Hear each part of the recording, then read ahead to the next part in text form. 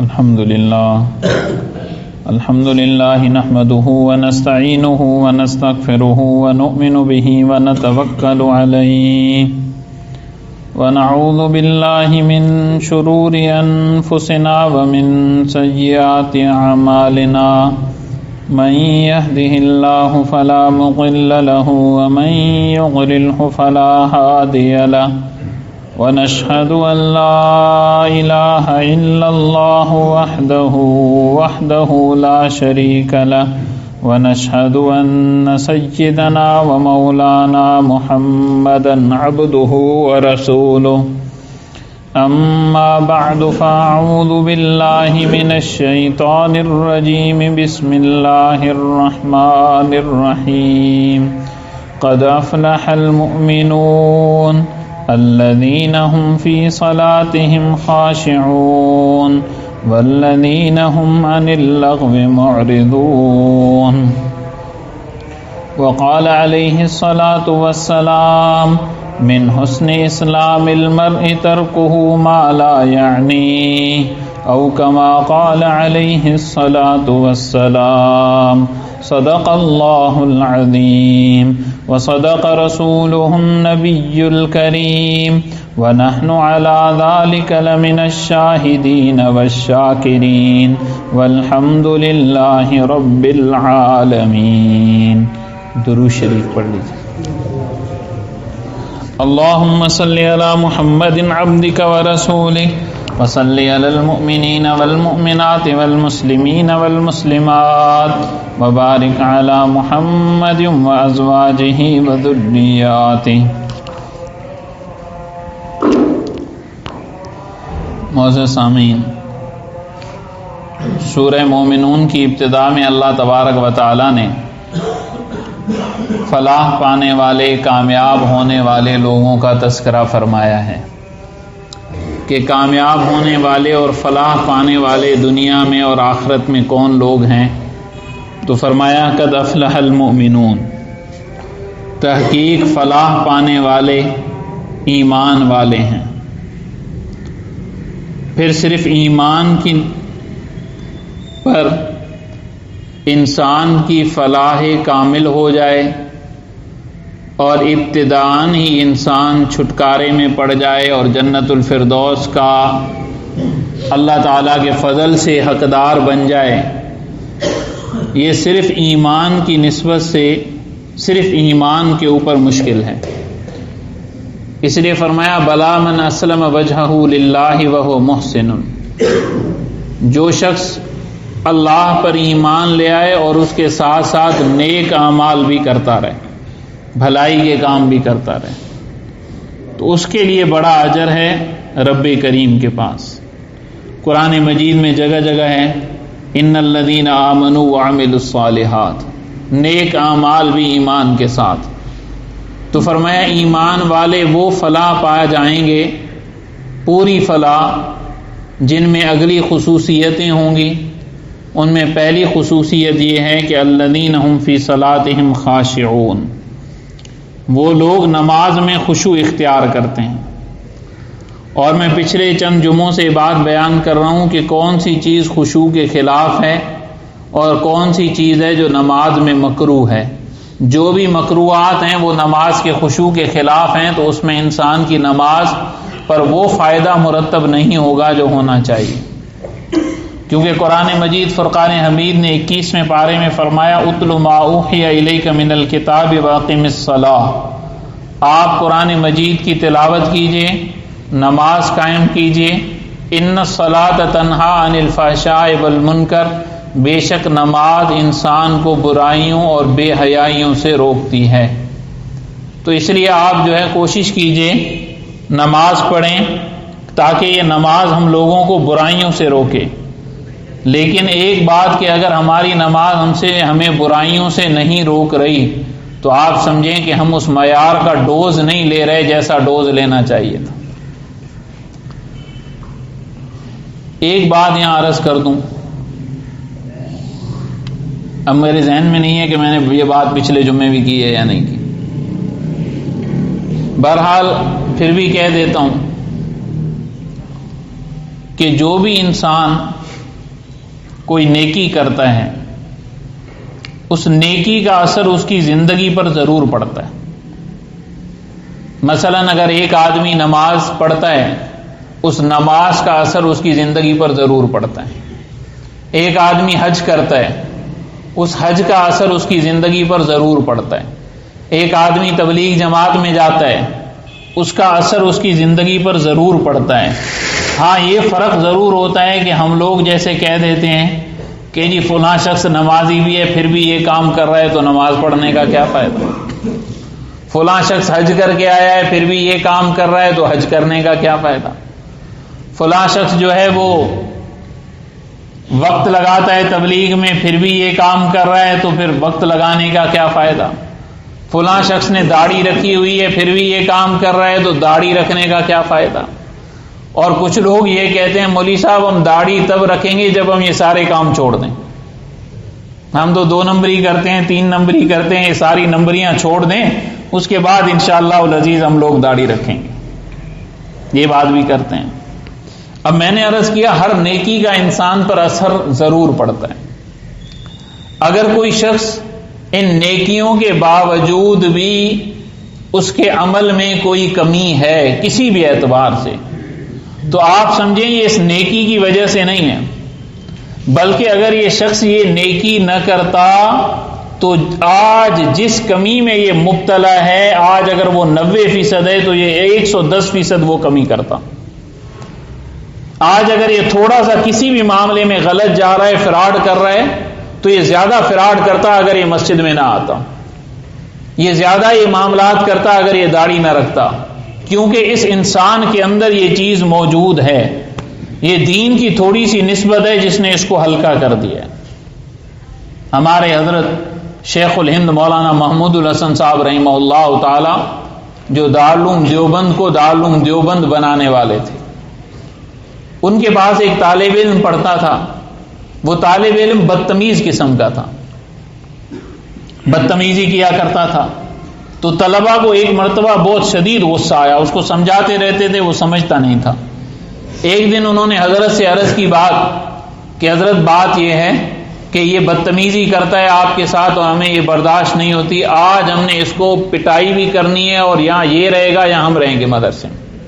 آج آپ کو فیصلہ کرنا ہوگا. تو حضرت نے بڑی عجیب بات ارشاد فرمائی. فرمایا میاں دیکھو یہ اس نیک ماحول میں جنت کے ماحول میں اتنے بڑے اساتذہ کرام کے پاس یہ آدمی پڑھ رہا ہے اس کے باوجود اس کی یہ حالت ہے.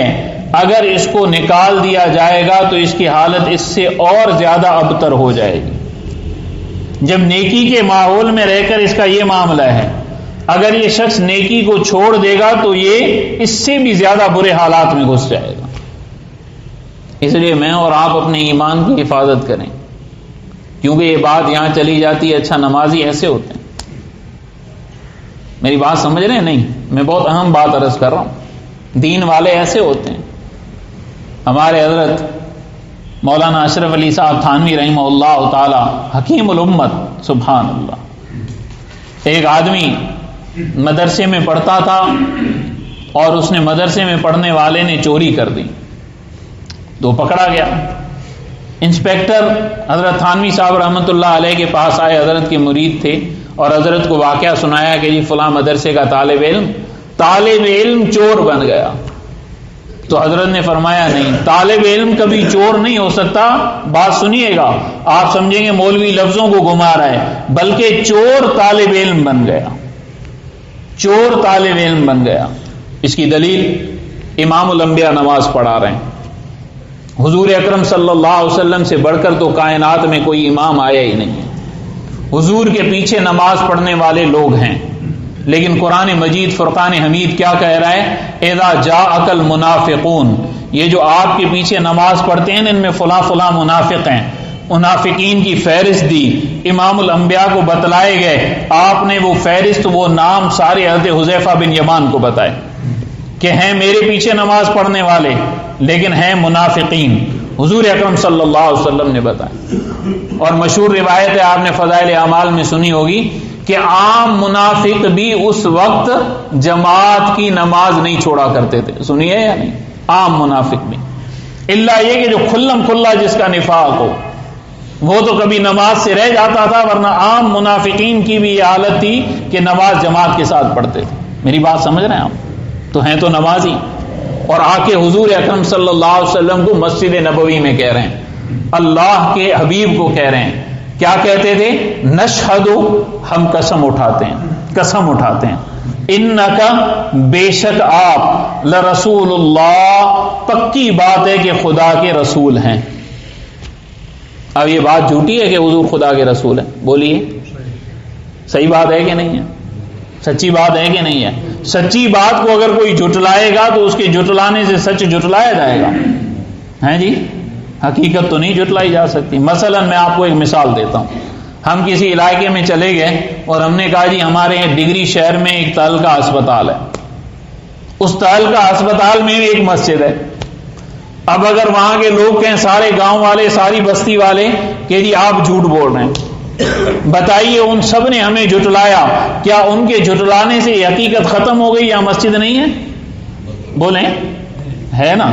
اور یہی بات قرآن مجید میں شروع میں فرمائی گئی، الف لام میم ذالک الکتاب لا ریب فیہ، اس کتاب میں کوئی شک ہے نہیں۔ اب سوال یہ پیدا ہوتا ہے، 7 ارب انسان، ان میں سے 5 ارب تقریباً قرآن کو مانتے نہیں ہیں، قرآن میں شک کرتے ہیں، تو اللہ فرما رہے ہیں لا ریب فیہ، یہ حقیقت ہے، اس میں شک کی گنجائش نہیں ہے۔ اگر شک کرنے والے شک کریں گے، ان کے شک کی وجہ سے حقیقت کو جھٹلایا نہیں جا سکتا۔ میری بات سمجھ رہے ہیں؟ جیسے مسجد کو جھٹلایا نہیں جا سکتا۔ تو حضور کے پیچھے آگے نماز پڑھ رہے اور کہا کیا؟ وہ بات جو برحق ہے، سچ ہے، انک لرسول اللہ، قسم اٹھا کر اللہ نے کیا فرمایا؟ واللہ یعلم انک لرسول، اللہ کو معلوم ہے آپ ان کے پیغمبر ہیں، اور واللہ یشہد، جیسے یہ گواہیاں دیتے ہیں، یہ قسمیں اٹھاتے ہیں، خدا قسم اٹھا کر فرما رہا ہے ان المنافقین لکاذبون، بے شک منافق پکے پہلے نمبر کے جھوٹے ہیں۔ اب دیکھیں بات کیا کر رہے ہیں، رسول اللہ بھی فرما رہے ہیں آپ رسول ہیں، لیکن جو رسول آپ کو کہہ رہے ہیں نا، یہ زبانیں جھوٹی ہیں، زبانیں جھوٹی ہیں۔ میری بات سمجھ رہے ہیں؟ زبانیں جھوٹی ہیں، تو زبان کا قصور ہو جاتا ہے۔ نماز تو پڑھ رہی ہے یہ زبان، لیکن اگر یہ فراڈ کر رہی ہے، غلطی کر رہی ہے، تو اس میں قصور ہے، نماز کا قصور نہیں ہے۔ داڑھی رکھ کے بھی اگر فراڈ غلطی کر رہی ہے تو اس میں قصور ہے، اور یاد رکھیے گا اگر یہ نہ رکھتا تو حد سے زیادہ بڑھ جاتا، حد سے زیادہ بڑھ جاتا۔ یہ بات میری سمجھ میں آ گئی؟ اللہ کرے آ جائے۔ اب اگلی بات پہ چلتے ہیں۔ تو الذین هم فی صلاتهم خاشعون، نماز میں خشوع اختیار کرتے ہیں۔ اس میں آخری بات صرف میں نے یہ کرنی ہے کہ نماز کے مکروہات میں ایک مکروہ یہ ہے کہ انسان بغیر کسی عذر کے جب سجدے میں جائے نا، اپنے دونوں بازو زمین پر بچھا دیں۔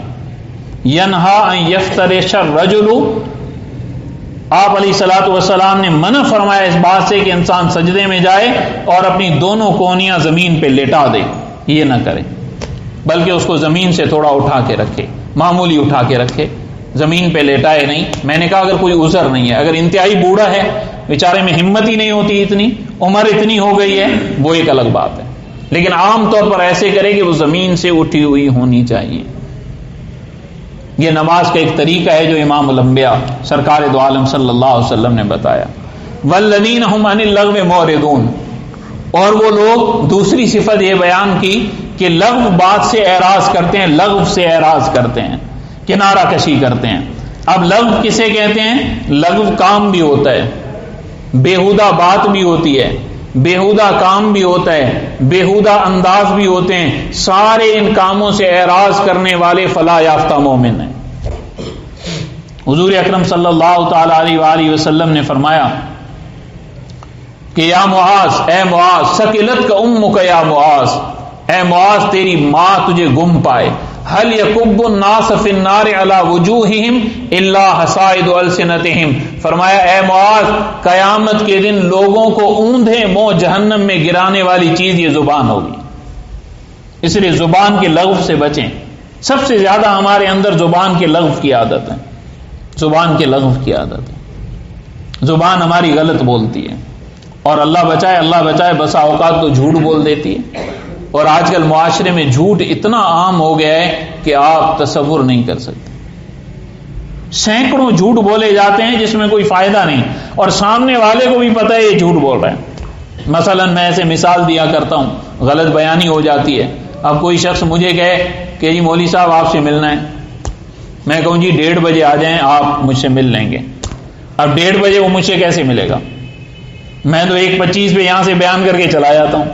اب وہاں ممبر پہ میں اس سے ملنے سے رہا، نماز پڑھنے سے پہلے میں اس سے مل نہیں سکتا، اور میں نے اس کو 1:30 بجے کا وقت دے دی۔ یا مجھے کسی نے فون کیا، میں اپنے بارے میں کہہ رہا ہوں، آپ ناراض نہ ہونا، تنقید نہیں کر رہا، اللہ گواہ ہے، کہ مولوی صاحب آ جائیں، آپ سے ضروری کام ہے، میرے بڑے ہیں، سفید داڑھی والے ہیں۔ میں کہہ رہا ہوں جی 1 منٹ میں آیا۔ اب میں کہاں میر محلہ، کہاں آپ کی سول ہسپتال 1 منٹ میں پہنچ سکتا ہوں؟ اور اس کو بھی پتہ ہے 1 منٹ میں نہیں آئے گا، تو جھوٹ بولنے سے کیا فائدہ؟ جھوٹ ہو گیا، غلط بیانی ہو گئی۔ حضور اکرم صلی اللہ تعالی علیہ وآلہ وسلم ایک گھر میں بیٹھے ہوئے ہیں، اور حضرت ام سلیم رضی اللہ تعالی عنہ نے غالباً ایک بچے کو بلایا، یا بنی تعال ہونا اوتی کا شیئن، اے میرے بیٹے ادھر آؤ، میں تمہیں کوئی چیز دوں گی۔ امام الانبیاء نے فرمایا اگر یہ آ جائے تو آپ انہیں کیا دیں گی؟ تو انہوں نے اپنے ہاتھ کو کھولا اور ایک کھجور کا دانہ رکھا ہوا تھا۔ اللہ کے رسول میں ان کو یہ دے دی۔ آپ نے فرمایا اگر تم یہ نہ دیتی تو یہ جھوٹ لکھا جاتا، جھوٹ لکھا جاتا۔ حالانکہ یہ عام بات ہے، ہم گھروں میں بھی بچوں کو رجانے کے لیے بول دیتے ہیں، مائیں بھی بول دیتی ہیں، ہم بھی بول دیتے ہیں، ہمیں تصور نہیں ہوتا کہ یہ جھوٹ لکھا جا رہا ہے، خلاف واقعہ بات ہو رہی ہے۔ تو فرمایا والذین هم عن اللغو معرضون، بےہودہ چیزوں سے اعراض کرتے ہیں، اور بےہودگی میں پہلی بات ہے جھوٹ بولنا۔ اور آج کل تو اس سے آگے کے معاملات ہیں وہ بھی بڑے سنگین ہیں۔ ایک بات یہ ہے کہ تحقیق کے بغیر بات کرنے کی عادت پڑ گئی ہے، تحقیق کے بغیر۔ اب کیسے ہو گیا کہ جی ہم نے فلاں سے سنا، فلاں نے یہ کہا تو یہ معاملہ ہو گیا بس۔ اچھا جی فلاں آدمی ایسا ہے، بھئی آپ کو کس نے کہا؟ لوگ کہہ رہے تھے، لوگ کہہ رہے تھے۔ حضور اکرم صلی اللہ علیہ وسلم نے فرمایا بئس مطیۃ الکذب ان یقول الناس قالوا، فرمایا بدترین سواری جھوٹ کی یہ ہے کہ انسان کہے لوگ اس طرح بول رہے تھے۔ یہ بدترین سواری ہے جھوٹ کی، لوگ اس طرح بول رہے تھے۔ بھئی مجھے کیا پتا، مجھے علم نہیں ہے، اور لوگوں کی بات کا میں نے ٹھیکہ نہیں لیا کہ میں آپ سے بیان کروں۔ اور یاد رکھیے گا تحقیق کے بغیر بات کرنا اسلام میں جھوٹ ہے۔ کیا ہے؟ جھوٹ ہے۔ کفا بالمرء کذبا، آپ علیہ الصلوۃ والسلام نے فرمایا آدمی کے جھوٹا ہونے کے لیے یہ کافی ہے، نبوت کی زبان فرما رہی ہے، ان یحدث بکل ما سمع، ہر سنی ہوئی بات کو آگے پھیلا دے کہ جی میں نے سنا تھا فلاں صاحب ایسے، میں نے سنا فلاں صاحب ایسے ہیں۔ بھئی آپ نے تحقیق کی ہے؟ جی تحقیق تو نہیں کی، لوگ کہہ رہے تھے۔ اب یہ بدترین سواری ہے جھوٹ کی۔ سوال یہ پیدا ہوتا ہے، پہلی بات تو ہم یہ دیکھیں کہ میں نے اور آپ نے ٹھیکہ لیا ہوا ہے لوگوں کی باتیں کرنے کا۔ میری بات سمجھ رہے ہیں؟ نہیں، ٹھیکہ لیا ہوا ہے، اور ہم کہاں تک جائیں گے، کہاں تک نیکیاں کریں گے، لیکن اس کے باوجود کتنا اثر پڑے گا۔ حضرت انس رضی اللہ تعالیٰ عنہ فرماتے ہیں احد کی لڑائی میں ایک نوجوان شہید ہو گئے، شہید صحابی رسول، احد کی لڑائی میں۔ حضور اکرم صلی اللہ تعالی علیہ وآلہ وسلم ان کی میت کے پاس آئے، جب میت سے کپڑا ہٹایا گیا ان کے پیٹ پہ پتھر بندھا ہوا تھا، یعنی بھوک کی حالت میں شہادت، امام الانبیاء کے ساتھ شہادت۔ تو ان کی ماں تو ماں ہوتی ہے نا، وہ کہنے لگی میرے بیٹے کو شہادت مبارک ہو اور میرے بیٹے کو جنت الفردوس مبارک ہو۔ امام الانبیاء نے فرمایا اس طرح مت کہو، کیا پتا یہ فضول گوئی کا عادی ہو، فضول بات کرنے کا عادی ہو، جس نے اس کے درجات میں کمی کر دی، جنت الفردوس سے نیچے کر دیا، فضول گوئی۔ اور فضول گوئی آپ کو پتا ہے کسے کہتے ہیں؟ جس میں کسی کا بھی نقصان نہ ہو۔ میری بات یاد رکھیے گا۔ اور ہماری باتیں تو پورے کے پورے تیر اور نشتر ہیں، لگ جائے کسی کو 2 ٹکڑے کر دیتی ہیں، اور ہم سوچتے بھی نہیں ہیں، چاہے ہماری اولاد ہو، چاہے ہمارے ماتحت ہوں، چاہے ہمارے بڑھے سے تو کوئی نہیں کرتا نا۔ وہ جیسے میرے چچا جانتے مرحوم، وہ فرمایا کرتے تھے مولوی صاحب یہ جو بلڈ پریشر ہوتا ہے نا، بی پی، یہ بڑا سیانہ ہے، بڑا ہوشیار ہے۔ میں نے کہا وہ کیسے؟ کہا کبھی بھی بڑے آدمی پہ نہیں چڑھتا، کوئی یہ کہے گا جی ایم پی صاحب پہ مجھے میرا بی پی چڑھ گیا؟ کہے گا؟ آپ جیسے کہیں گے افسران پہ میرا بی پی چڑھ گیا. اور تو اور بات ریکارڈ ہو رہی ہے،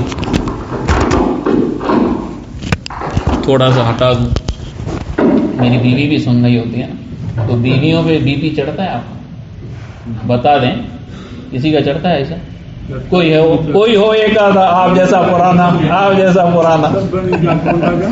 باقی ہی ہے صحیح، باقی ہی ہے. تو ایک مرتبہ بی پی چڑھتا ہے، پھر اس کے بعد 10 بار معافی بھی مانگنی پڑتی ہے کہ جی معاف کر دیں. اب یہ ہے ہماری پوزیشن سوائے حاجی صاحب کے. میں نے کہا نا کوئی ایک ہوگا. اللہ تعالیٰ آپ کو سلامت رکھے عافیت سے، اور ہمیں بھی توفیق عطا فرمائے. ہٹا کے بول رہا ہوں، گھر جائے گا نا میرے، آپ کے گھر تو نہیں جائے گا. سائیں یہ ریکارڈ ہو رہا ہے. تو این یحدث بکل ما سمع. اب آپ دیکھیں یہ ہماری حالت ہے. اب فضول گوئی کی ہمیں کتنی عادت پڑ گئی، اللہ بچائے، کتنی عادت پڑ گئی ہے. اور یہاں تک فضول گوئی ہے، فضول گوئی کا اتنا بڑا نقصان ہے کہ ہم لوگ سوچ بھی نہیں سکتے. جس کو دیکھیں امام الانبیاء فرما رہے ہیں صحابی رسول کے بارے میں، جس نے اپنی جان حضور کے دین پر لٹا دی، اور پیٹ پہ کیا بندھا ہوا ہے؟ پتھر بندھا ہوا ہے. آپ حساب لگائیے، پتھر. حضور صلی اللہ علیہ وسلم فرمائے فضول گوئی کا شاید عادی ہو، اس لیے اس کے جنت الفردوس کے درجات کم ہو گئے ہوں گے. اور ہماری کیا حالت ہے؟ ہر وقت بیہودہ باتیں، ہر وقت ایسی باتیں کہ جس سے دوسرے کو نقصان ہو، دوسرے کی دل شکنی ہو. یہ اسلام کا طریقہ نہیں ہے، یہ امام الانبیاء کا طریقہ نہیں ہے، حضور اکرم صلی اللہ علیہ وسلم کا طریقہ نہیں ہے. یہاں تک اسلام نے رعایت کی ہے کہ آپ علیہ الصلوۃ والسلام اپنے ماتحتوں کے بھی اتنا خیال کیا کرتے تھے کہ کبھی براہ راست یہ نہیں فرمایا کرتے تھے بھائی میں جا رہا ہوں یہ کام کر دینا، بلکہ فرماتے تھے میاں جب موقع ملے تو اس کام کو دیکھ لینا، جب موقع ملے اس کام کو دیکھ لینا. اسلام یہاں تک رعایت کرتا ہے اپنے ماتحتوں کی اور سب کی. اور ہماری کیا حالت ہے؟ اور اللہ بچائے آج کل تو یہ حالات اتنے بڑھ گئے ہیں. میری اور آپ کی کیا حیثیت ہے؟ ہمارے بارے میں اگر کسی نے 8-10 کلمات کہہ دیے تو کوئی ہماری ویلیو اور حیثیت نہیں ہے. لیکن حضور اکرم صلی اللہ علیہ وسلم کے صحابہ کرام کے بارے میں گستاخیاں کی جاتی ہیں، اور بیٹھ کر ہم فیصلے کرتے ہیں کہ حضرت امیر معاویہ رضی اللہ تعالی عنہ اور حضرت علی رضی اللہ تعالی عنہ کی جو جنگ ہوئی ان میں حق پر کون ہے؟ حضرت عمر بن عبدالعزیز رحمۃ اللہ علیہ خلیفہ ہیں، خلیفہ مسلمانوں کے.